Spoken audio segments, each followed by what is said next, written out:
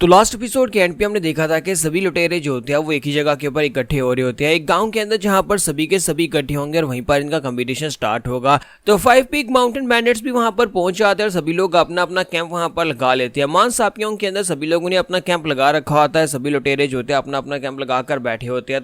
तो second brother कहता है कि देखो तो जरा यहाँ पर कितने सारे लोग आए हैं, अगर ये सिर्फ और सिर्फ एग्जीक्यूटिव्स यानी स्पेशल लोग हैं जो कि सिर्फ इस कंपटीशन का हिस्सा बनने वाले हैं, और अगर इनकी मेन फोर्सेस को देखा जाए तो मुझे लगता है कि ग्रीन फॉरेस्ट तो अपनी एक आर्मी बना सकता है, और ग्रीन फॉरेस्ट की आर्मी जो है अगर चाहे तो वो पूरे के पूरे मेरम के ऊपर कब्जा भी कर सकती है। जबकि चीफ उसे कहता है कि आसपास की बातें करना बंद करो, चुपचाप जल्दी से अपना स्टफ जो है वो अनलॉक करना स्टार्ट करो, हमें जल्दी से जल्दी अपना कैंप लगाना होगा, फिर साथ ही हमें कहीं पर जाना भी है। तो वो उसे कहता है लेकिन हमें कहाँ पर जाना है? तो चीफ उसे कहता है क्या तुम भूल गए हम लोग यहाँ पर कहां पर जाना है? तुम्हें अच्छी तरह से पता है कि डायबियोल ग्रुप के लोगों ने यहाँ पर हमें ग्रीन फॉरेस्ट का झंडा दिया था, और हमें जाकर डायबियोल स्ट्रॉन्ग होल्ड के सीनियर से जाकर बात करनी होगी, हमें जाकर उन्हें रिस्पेक्ट देनी होगी, ये उनका हमारा जो फर्ज बनता है कि हम उनके पास जाएं और जाकर उन्हें रिस्पेक्ट दें। सेकंड ब्रदर उसे कहता है कि अभी तो हम लोग यहाँ पर पहुंचे, कभी हमें जाकर उनसे जाकर मिलना पड़ेगा। तो उसे कहता है हाँ अभी जाकर उनसे मिलना पड़ेगा, आज यहाँ पर ग्रीन फॉरेस्ट के अंदर इतनी आसानी से हमें एंट्री मिल गई है तो ये सिर्फ और सिर्फ उनकी वजह से पॉसिबल हो पाया है। और तुम्हें नहीं लगता कि यहाँ पर आने के बाद सबसे पहली चीज हमें यही करनी चाहिए, जाके अपने सीनियर्स को रिस्पेक्ट देनी चाहिए?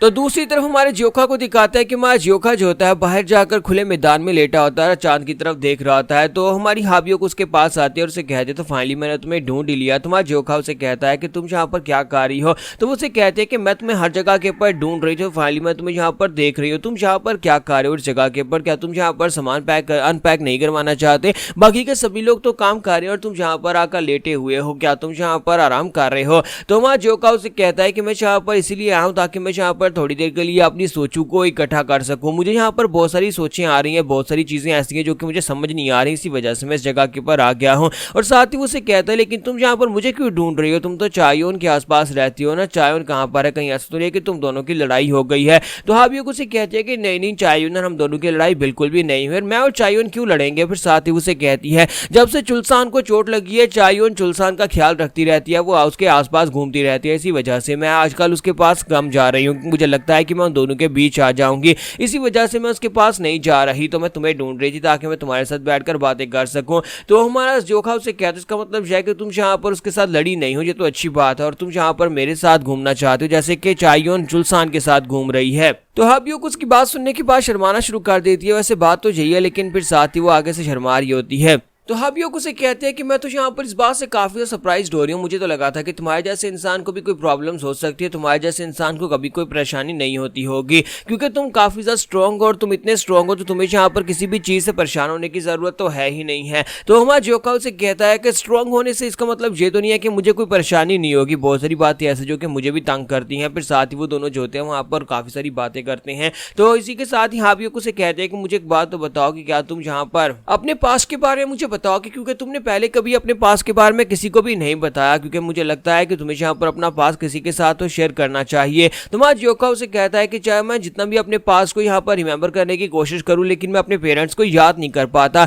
मुझे तो अपने पेरेंट्स की शक्लें भी याद नहीं है। तो हाबियो कहते हैं लेकिन वो क्यों? तो हमारा ज्योखा उसे बताता है कि मेरी माँ तो मेरे पैदा होते ही मर गई थी, और उसके बाद मेरे फादर ने अपने आप को एक रूम के अंदर लॉक कर लिया था और मेरे फादर कभी उस रूम के अंदर से बाहर नहीं निकले। जब मैं 6 साल की उम्र का था तब मैंने पहली बार अपने फादर को एक बार देखा था, लेकिन उसके बाद मैंने उससे दोबारा कभी नहीं देख पाया, उसके बाद मेरे फादर भी मर गए, यानी कि मैं यहाँ पर अपने फादर के चेहरे को भी याद नहीं कर पाता, जितना चाहे उतना मैं उसको याद नहीं कर सकता क्योंकि मैंने उन्हें सिर्फ जिंदगी में एक ही बार देखा है। फिर साथ ही उसे कहते हैं लेकिन वैसे मैं यहाँ पर अपनी जिंदगी में एक इंसान है जिससे मैं बहुत ज्यादा नफरत करता हूँ, उसे मैं कभी भूल नहीं पाया। तो वो उसे कहती है कि वाकई में तुम यहाँ पर किसी से इतनी नफरत करते हो? तुम्हारा ज्योखा उसे कहता है कि हाँ मैं यहाँ पर एक इंसान से बहुत ज्यादा नफरत करता हूँ क्योंकि उस इंसान ने मुझे मारने की कोशिश की थी। ये बात सुनती हाबियो को उसे कहती है कि वाकई में ऐसी बात है, जब तुम 6 साल के थे क्या उस वक्त उसने तुम्हें मारने की कोशिश की थी? अब जबकि तुम यहाँ पर स्ट्रॉन्गर हो चुके हो तो क्यों ना तुम यहाँ पर से वापस चलो और जाकर उसे मार डालते हैं। अब मुझे ये बताओ कि तुम्हें 6 साल की उम्र में किसी ने मारने की कोशिश क्यों की होगी? क्या तुम रॉयल फैमिली से हो? क्या तुम रॉयल ब्लड हो?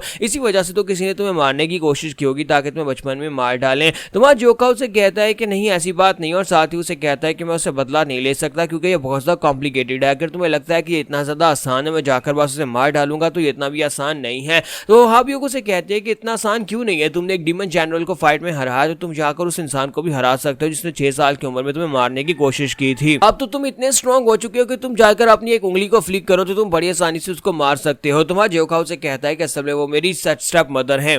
तो हाबियोक भी इसकी बात सुनने के बाद काफी ज्यादा हैरान हो जाती है कि जोखा की स्टेप मदर उसे मारने की कोशिश कर रही थी। जब वो उसकी वारियोक मैनर की कहानी को सुनती है तो वो भी काफी ज्यादा परेशान हो जाती है। तो सोबियोक कहती है कि मुझे यहाँ पर इसकी कहानी सुनने के बाद काफी ज्यादा हैरानी हुई कि इस जैसा एक स्ट्रॉन्ग इंसान भी इस तरह की सिचुएशन से गुजर सकता है। मुझे जोखा की सिचुएशन के बारे में कुछ भी नहीं पता था और हमें लगता था कि बस एक स्ट्रॉन्ग लड़का है जो कि यहाँ पर आकर 5 पीक स्ट्रॉन्ग होल्ड के अंदर अपनी पावर्स दिखा रहा है, लेकिन असल में वो ये कितना ज्यादा टूटा हुआ है, अंदर से ये कितना ज्यादा टूटा हुआ है, ये आज मुझे पता चला है। सोबियोक को ऐसे ही लगता था कि सिर्फ उसी का पास बहुत ज्यादा टेरिबल रहा है, लेकिन अब उसे यहाँ पर जोखा के बारे में पता चला है कि जोखा का पास उससे भी ज्यादा खराब था, तो वो इस बात से और भी ज्यादा हैरान होती है। तो हमारा जोखा जो होता है उसे कहता है कि मेरी कहानी बहुत ज्यादा बोरिंग है ना, लेकिन जैसे ही वो सोबियोक की तरफ देखता है सोबियोक वहां पर रो रही होती है। तो हमारा जोखा उसे कहता है कि तुम्हें क्या होगा, तुम क्यों रो रही हो। तो उसे कहते हैं प्लीज मुझे माफ कर देना अगर मैंने यहाँ पर तुम्हें मजबूर किया हो तुम्हारी कहानी सुनवाने के लिए, क्योंकि तुम्हारी कहानी बहुत ज्यादा दुखी थी और मुझे इस बात के ऊपर बहुत ज्यादा पछतावा आ रहा है कि मैंने तुमसे ये कहानी क्यों सुनी है। तुम्हारा जोखा उसे कहता है ऐसा भी कुछ भी नहीं है, तुम यहाँ पर इस तरह से क्यों रो रही हो, प्लीज यहाँ पर रोना बंद करो। तो वो उसे कहते हैं प्लीज मुझे माफ कर देना, और इसी तरह दोनों की बातचीत वहां पर चलती रहती है। जबकि दूसरी तरफ का सीन दिखाते हैं जहां पर हमारे ग्रीन फॉरेस्ट का सीन दिखाया जाता है। तो ग्रीन फॉरेस्ट का किंग जो होता है अपनी कुर्सी के ऊपर बैठा होता है, वहां पर क्रिम्सन हेड स्ट्रॉन्ग होल्ड का मास्टर जो होता है उसके सामने अपना सर झुकाकर बैठा होता है और उसे बता रहा होता है कि मास्टर हमारे ऊपर अटैक हुआ था, रास्ते में कुछ लोग जो कि मर्चेंट यूनियन के लोगों को प्रोटेक्शन दे रहे थे उन लोगों ने बेस बदला हुआ था और उन्हें हमारे ऊपर अटैक करके हमारे सारे एग्जीक्यूटिव्स को बुरी तरह जख्मी कर दिया, और हम लोगों ने यहाँ पर सापियोंग में उन लोगों को देखा, उन लोगों ने अपना कैंप लगा रखा है। यहाँ पर आने के बाद हमें पता चला है कि वो 5 पीक स्ट्रॉन्ग होल्ड के लोग हैं। प्लीज मास्टर यहाँ पर हमारे साथ इंसाफ करें, अगर यहाँ पर कंपटीशन स्टार्ट होने से पहले उन लोगों ने हमारे पर अटैक किया है ताकि हमें यहाँ पर वाइप आउट किया जा सके, तो उसका मतलब है कि उन लोगों ने यहाँ पर रूल्स को तोड़ा है। प्लीज मास्टर यहाँ पर इंसाफ करिए और हमें यहाँ पर इंसाफ चाहिए, उन लोगों को सजा दे उन लोगों ने यहाँ पर जो कुछ भी किया है। तो उसकी बात सुनने के बाद ग्रीन फॉरेस्ट किंग उसे कहता है कि तुम यहाँ पर 5 पीक स्ट्रॉन्ग होल्ड के बारे में ये कह रहे हो कि 5 पीक स्ट्रॉन्ग होल्ड के लोगों ने तुम्हें पूरी तरह से हरा दिया है। मुझे ये बताओ कि 5 पीक स्ट्रॉन्ग होल्ड को बने हुए कितने दिन हुए हैं। मुझे लगता है कि ज्यादा से ज्यादा 6 महीने हुए हैं, और तुम यहाँ पर मुझे ये कहना चाहते हो कि तुम्हारा क्रिम्सन हेड स्ट्रॉन्ग होल्ड जो वो यहाँ पर एक नए बने हुए 5 पीक स्ट्रॉन्ग होल्ड से हार गया, उन लोगों से हार गया। मुझे तो ये समझ नहीं आ रही कि तुम यहाँ पर कंप्लेन करने के लिए आओ या फिर तुम अपने बारे में ये बताने के लिए आओ कि तुम कितने ज्यादा कमजोर हो, या फिर तुम ये बताने के लिए आए हो कि 5 पीक स्ट्रॉन्ग होल्ड कितना ज्यादा स्ट्रॉन्गर है, किस तरह 6 महीने में वो तुमसे आगे निकल गया है। हालांकि तुम्हारी बेस जो वो 4-5 साल पुरानी है और तुम लोग पिछले कई सालों से यहाँ पर एक्टिव हो। तो मुझे ये बताओ कि यार तुम यहाँ पर कहना क्या चाहते हो। तो इसी के साथ ही क्रिम्सन चीफ उनसे कहता है कि सर मुझे समझ नहीं आ रही कि आप यहाँ पर क्या कह रहे हैं। तो इसी के साथ ही मास्टर से कहता है कि बेवकूफ कहीं कि मैं यहाँ पर तुम्हें समझाता हूँ, हम सभी लोग बैंडेड्स हैं और तुम यहाँ पर जिस तरह से उनकी शिकायत कर रहे हो मुझे तो यही साफ लग रहा है कि तुम लोग यहाँ पर एक बैंडेड बनने के लायक ही नहीं हो, तुम लोग यहाँ पर एक स्ट्रॉन्ग होल्ड रखने के लायक नहीं हो। अगर उन लोगों ने तुम्हें इतनी आसानी से हरा दिया तो इसका मतलब यह है कि 5 पीक स्ट्रॉन्ग होल्ड तुमसे ज्यादा बेहतर है, और तुम्हें यहाँ पर कंप्लेंट करने की बजाय यहाँ पर माफी मांगनी चाहिए। जाकर जाओ उन लोगों से भी माफी मांगो और जाओ अपनी शक्ल छुपाकर कहीं जाकर बैठ जाओ। तुम्हें यहाँ पर आकर मुझसे शिकायत नहीं करनी चाहिए, क्योंकि मुझे यहाँ पर इस बात का अंदाजा हो चुका है कि 5 पीक स्ट्रॉन्ग होल्ड तुम्हारे स्ट्रॉन्ग होल्ड से ज्यादा स्ट्रॉन्गर है। तो यहाँ पर हमारी एपिसोड 50 का एंड करेंगे और नेक्स्ट एपिसोड में देखेंगे कि अब यहाँ पर कंपटीशन कैसे स्टार्ट होगा और कंपटीशन में और क्या कुछ होने वाला है।